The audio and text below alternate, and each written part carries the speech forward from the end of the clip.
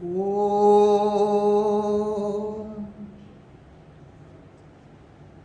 आज हम 18वें अध्याय के उस भाग को लेने जा रहे हैं जिसमें जाति तो नहीं कह सकते कि वर्ण में कैसे भगवान जन्म देते हैं और वर्ण के प्रत्येक वर्ण के क्या कर्म हैं।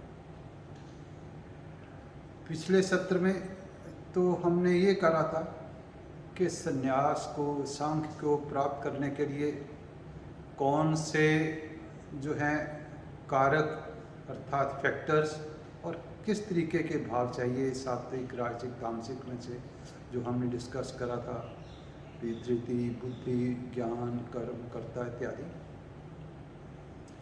अब इस सत्र में ये है कि वो जो स्वभाव में हमारे आने के कारण जो कर्म निर्धारित हमने करने शुरू करे, उससे दोबारा स्वभाव हुए, वो हमारा जो जन्म है उन स्वभाव के हिसाब से होता है और अगले जन्म में हमको कर्म प्रायः उसके स्वभाव से करने होते हैं। इसमें 40वें श्लोक में भगवान ने कहा है कि पृथ्वी में, आकाश में, देवलोक में कहीं भी कोई ऐसी वस्तु नहीं है जो 3 गुणों के बिना हो।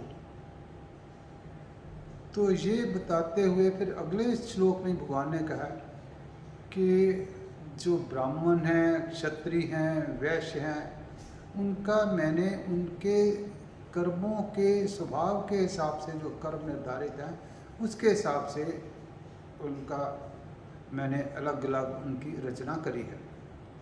भगवान ने आगे भी 4 अध्याय के 13वें श्लोक में भी कहा था कि चातुर्वर्ण मया सृष्टम गुण कर्म विभागशा, कि मैंने चारों वर्णों की गुण और कर्मों के विभाग से जो है स्थापना करी है, प्रकृति करी है। यहाँ भगवान ने कहा स्वभाव से, और उन्होंने कौन से कर्म करने हैं वो प्रकट होने तक का था, उसमें भी मैंने उनको रचा है। यहाँ यह है कि वो आगे वो काम कैसे करेंगे, कैसे, क्योंकि जैसे उनके स्वभाव हैं ब्राह्मण के, वैसा ब्राह्मण वाला ही करेगा, क्षत्रिय के स्वभाव हैं क्षत्रिय वाला करेगा, और वैश्य का स्वभाव है वैश्य वाला करेगा, शूद्र का स्वभाव है शूद्र वाला करेगा। ये ध्यान देने वाली बात ये भी है कि इसका भी संकेत ये भी है कि वो सदा के सदा वैसा नहीं चलते रहेंगे, स्वभाव बदले भी जा सकते हैं परिस्थिति से, संग से, स्वाध्याय से।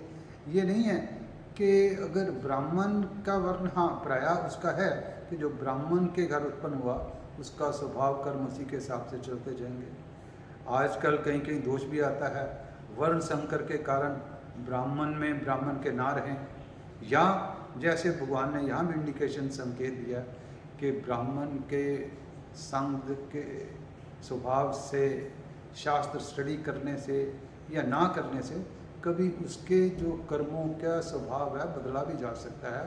तो इसलिए रिजिडिटी के तौर पे सदा ब्राह्मण ब्राह्मण ही रहेगा, सदा ब्राह्मण की मान्यता होगी।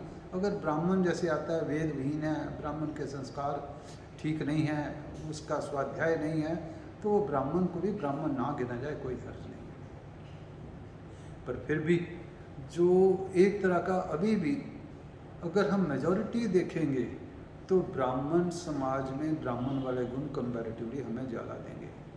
तो ब्राह्मण के गुण भगवान ने इस अध्याय के 41वें श्लोक में गिने हैं कि 41वें श्लोक में भगवान ने कहा शमो दमस्तपा शौचम क्षांतिर्राजमेव च ज्ञानम विज्ञानम आस्तिक्यों ब्रह्म कर्म स्वभावजम।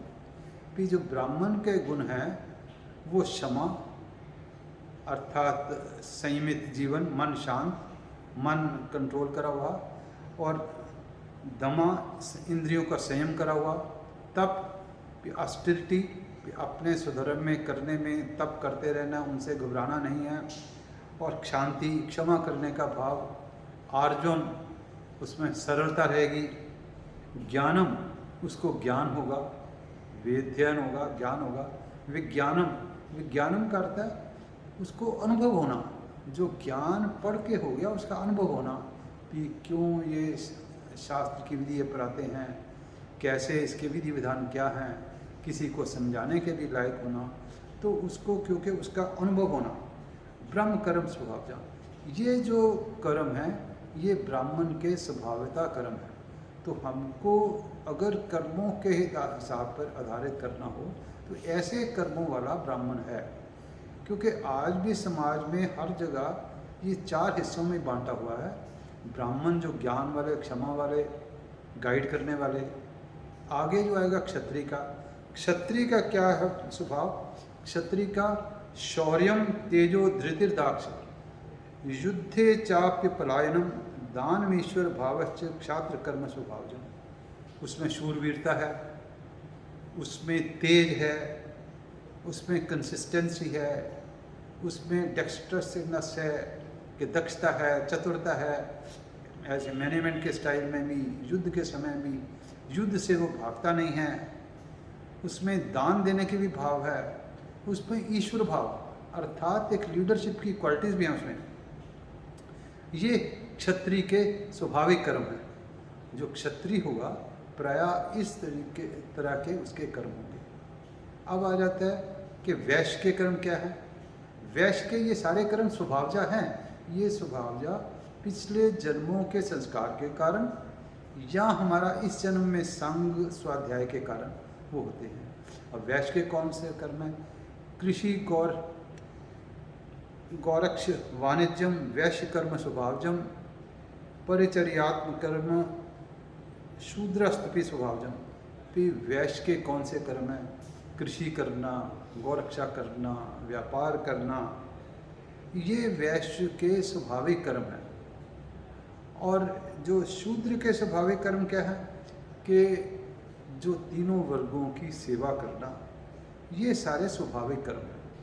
ये स्वाभाविक कर्म कोई भी करते हुए किसी तरह का उसको पाप अर्जित नहीं होता अगर वो इसमें आसक्ति और अपना जो फल की इच्छा अपने स्वयं के लिए नहीं करता। तो ये 4 भाग में आज भी, और किसी जगह भी चल जाओ तो चारों भाग में होता है। अगर किसी ऑफिस में भी चल जाओ तो एक कोई उनको एडवाइज़र, गाइडेंस करने वाला होता है, ही में भी ट्रीटेड एज ए ब्राह्मण। एक हेड करने वाला होता है, ही में भी ट्रीटेड एज ए क्षत्रिय। दूसरे जो डे टू डे काम करने वाले होते हैं, दे में भी ट्रीटेड एज वैश्य। एंड एक जो सेवा करने वाले होते हैं, दे में भी ट्रीटेड एज सबॉर्डिनेट स्टाफ। तो वो वर्ण वाली जो व्यवस्था है आज भी वैसे ही चल रही है, हर जगह चल रही है। और प्रायः इसका भगवान ध्यान भी कर रहे हैं।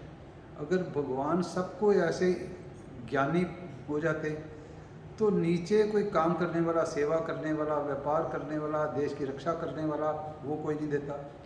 तो भगवान ऑटोमेटिकली इस हिसाब से सृष्टि की रचना होती जाती है कि कुछ का ब्रेन इतना शार्प आएगा कि वो साइंटिस्ट बन जाएंगे, कुछ का वे उससे आएगा कि उसको इम्प्लीमेंट करने में लग जाएंगे, कुछ का आएगा कि उनको व्यवस्था करके उनको पहुँचाने की कर देंगे, चौथे का कुछ आएगा जो उन सारे की सेवा करने में लग देंगे। तो ये व्यवस्था आज भी है।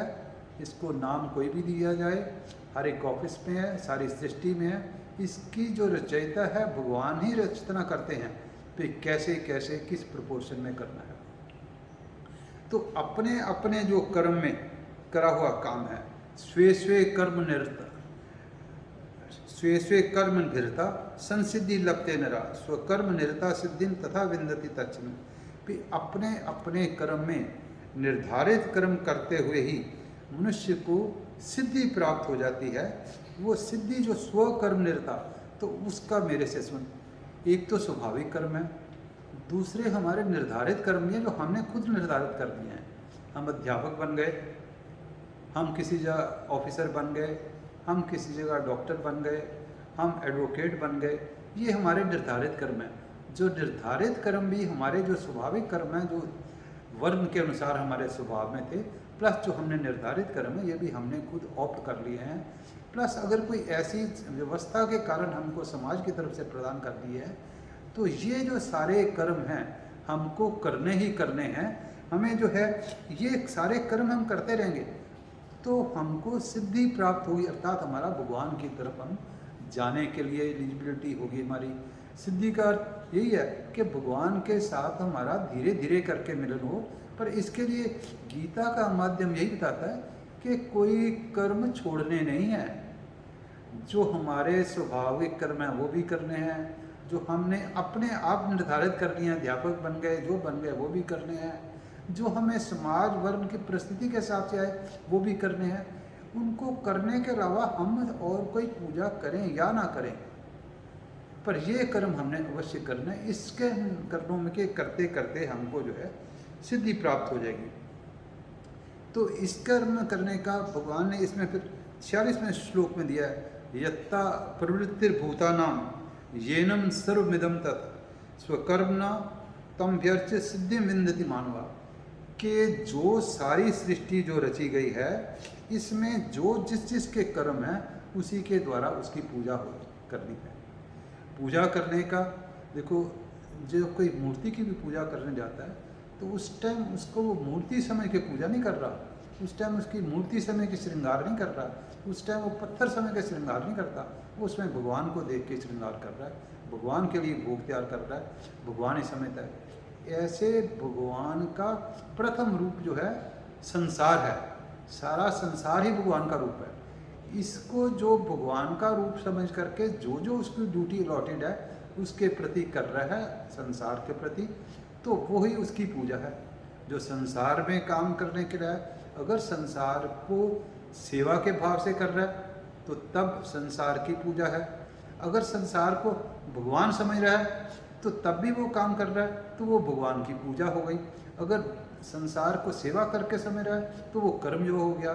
संसार को अगर भक्ति से पूजा कर रहा है, पूजा का मतलब यही है कि जो संसार को, जो हमारे साथ में प्राणियों को जो जो आवश्यकता है उसको प्रदान करना ही उसके लिए पूजा है। तो जो अपने अपने कर्म के हिसाब से संसार को भगवान समझ के पूजा करता है या संसार को भगवान का बनाया हुआ समझ के उसकी सेवा करता है या संसार को पूजा करता है, जैसे हमने कहा कि मूर्ति को भी पूजा जो करने वाले हैं वो मूर्ति समझ कर नहीं करते, उनके अंदर भाव परमात्मा का होता है। ऐसे ही हम अगर संसार की पूजा करने लगेंगे तो संसार समझ के नहीं, संसार परमात्मा का पहला रूप है वो समझ के करेंगे। कोई लोग, ज्ञानी लोग जो होते हैं, वो सत सत का विवेक करते हैं कि ये सत है, ये असत है, असत को छोड़ना है। उनका करने से ठीक है, पर उनका करने से, असत को छोड़ने से असत के संस्कार उनके मन में रह जाते हैं कि ये सत है। पर जो भगवान का भक्त है उसके मन में ये होता ही नहीं कोई सत है, उसके मन में होता ही सभी है कि सारा भगवान ही है। तो इसलिए वो जो करता है पूजा, तो उसकी पूजा है वो हमेशा सत समझ के, हमेशा भगवान समझ के ही होती है। तो ये हमको जो ध्यान करना है कि हम भी जो है जो जो हमारी कर्म अलॉटेड हैं वही हमारी पूजा है, संसार ही हमारे लिए प्रथम भगवान है। तो इसके अलावा जो फिर आगे वाला श्लोक आता है कि श्रेयान स्वधर्म विगुणा पर धर्मा सुनिष्ठिता स्वभाव नीतम कर्म कुर्वन् नाप्नोति किल्बिषम। ये श्लोक बहुत इंपॉर्टेंट है, सो ओपन कोटेड है। इसका तीसरे अध्याय में 35वें श्लोक में इसी की पहली लाइन थी को श्रेयान स्वधर्म विगुणा, कि अपना धर्म में अगर हमको थोड़े गुण भी दिखाई देते हैं, दूसरे धर्म के में दूर के देखने के बहुत अच्छा भी दिखाई देता है, तब भी जो हमारे स्वभाव के हिसाब से नियत कर्म है वही हमको करना है। वही करने से हमको किसी तरीके के पाप जो है नहीं लगेंगे। अक्सर हमने देखा है कि ऑफिस में भी अगर जिसको एक सीट जो अलॉटेड है उसका काम करने से कोई गलती भी हो जाए तो उसको एग्जेम्पशन है। अगर वो जानबूझ के दूसरे की सीट के जाके काम करता है, उसका गलती हो गई तो उसको तो बिल्कुल पाप लगेगा। ऐसा ही ये है कि अगर अपने कर्म करते हुए अनइंटेंशनली स्वाभाविक तौर पे कोई गलती भी होती है तो भगवान उसको जो क्षमा करते हैं। तो ये श्लोक भी इम्पोर्टेंट है। श्रेयान सुधर्मा विगुणा पर धर्मा सुनिष्ठिता स्वभाव नित्यम कर्म कुर्वन्नाप्नोति किल्बिषम। अगला आता है सहजम कर्म कौन्तेय सदोषमपि नाते तेज सर्वारंभा ही दोषने धूमे नाग्निर्वावृता, के जो सहज कर्म हैं, सहज कर्म, स्वधर्म कर्म, स्वकर्म, ये एक ही बात है। जो सहज तौर पे हमारे पे कर्म आ गए इसको करना चाहे इसमें दोष ही हो। कोई भी दुनिया में ऐसा कर्म नहीं होगा जिसमें कोई दोष नहीं है, क्योंकि अगर किसान भी खेती भी करता है तो वो भी जब हल चलाता है तो पेस्टिसाइड डालता है तो कई उसमें जो जानवर मरते हैं, हम चलते हैं तब भी शायद। तो पर अपने स्वधर्म को त्याग नहीं करना कि इसमें ये दोष है, क्योंकि हर एक धर्म में कोई ना कोई किसी तरीके का दोष है। अगर आप एग्जीक्यूटिव भी हो तो कभी आपको किसी को कुछ कहना पड़ेगा, कभी कुछ कहना पड़ेगा, पर जो आपका स्वाभाविक कर्म है उसको हमने जो करते रहना है, उसको करने के बाद हमको असक्त बुद्धि सर्वत्र जितात्मा विगस्य प्रहा न्यास कर्म सिद्धिम परमम संन्यास सेनाधिगच्छति, उसको करके हमारी असक्त बुद्धि रहेगी। हम न्यास कर्म वो होता है कि जो कर्म अकर्म में बदल गया, हम कर्म कर रहे हैं पर उस कर्म का इफेक्ट नहीं पड़ जाता। ये जब पिछले हम अपने स्वभाव से सहज कर्म सदोष होते हुए भी अपने स्वधर्म का करते रहेंगे तो हमारे कर्म जो है कर्म में बदल जाएंगे। कर्म में बदलना ही जो है एक तरह का संन्यास है। कर्म पहले कर्म योग में आने का जो त्याग है, कर्म योग को आगे कर्म संन्यास जो अकर्म बनने से कर्म संन्यास है। तो इस तरह से अगर हम अपने अपने कार्य करते रहेंगे तो हमारा जो है अपने वर्ण के हिसाब से, स्वभाव के हिसाब से सहज कर्म, स्वधर्म कर्म, स्वकर्म करते रहेंगे तो हमारा जो है सिद्धि जो है निश्चित ही है। इसके साथ ही हम इस अध्याय के इस भाग के समापन करते हुए अगले सत्र में बाकी का इसका बचा हुआ भाग करेंगे। सर्वे भवन्तु सुखिनः, सर्वे सन्तु निरामयाः, सर्वे भद्राणि पश्यन्तु मा कश्चित् दुःखभाग् भवेत्।